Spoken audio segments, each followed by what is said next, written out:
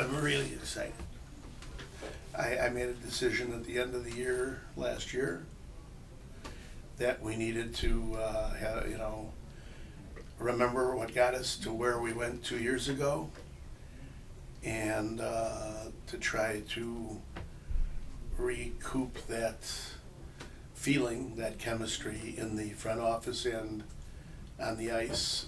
And I knew a lot of things had to be done, and just felt that it was the time to do them. And interestingly, you'll probably find this funny.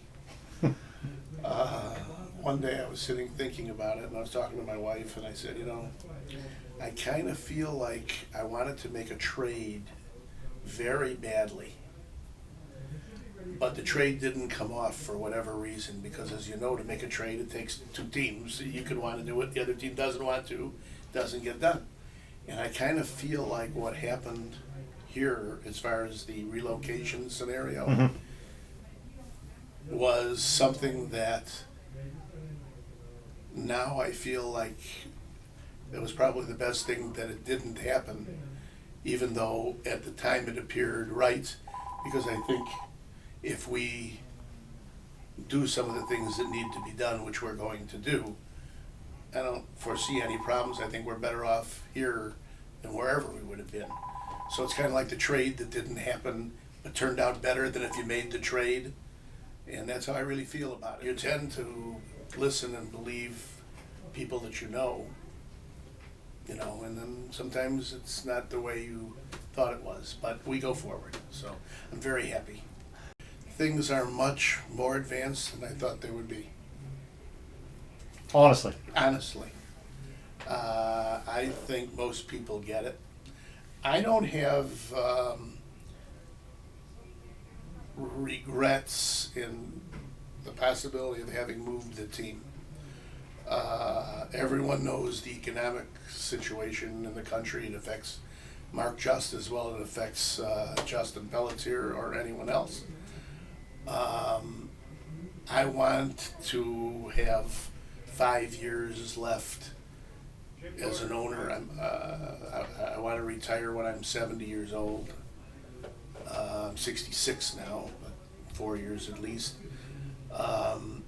That was always my game plan, and the opportunity arose to where I would have been able to retain the team for 5 years,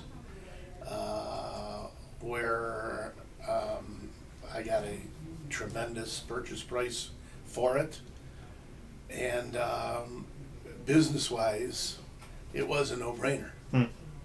Because it just made sense for my family, for myself, and everything else. But as I said a minute ago, in an answer to your question specifically, I think we're going to be fine here, because I honestly am pleasantly surprised at how responsive the people have been to us here under the circumstances, which shows me that a lot of the things that maybe I should have paid more attention to here, I didn't really realize a lot of things before.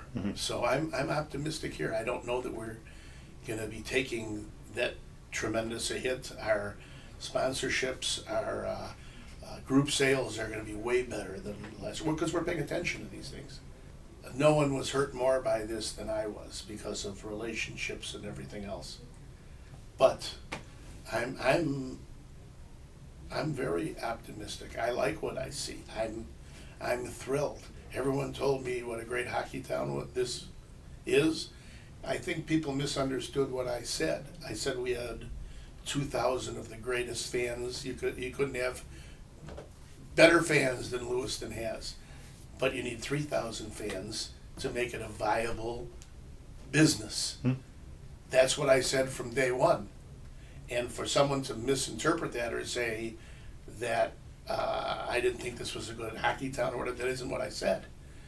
But financially, you need to bring a championship team back here, which we have every intent on doing.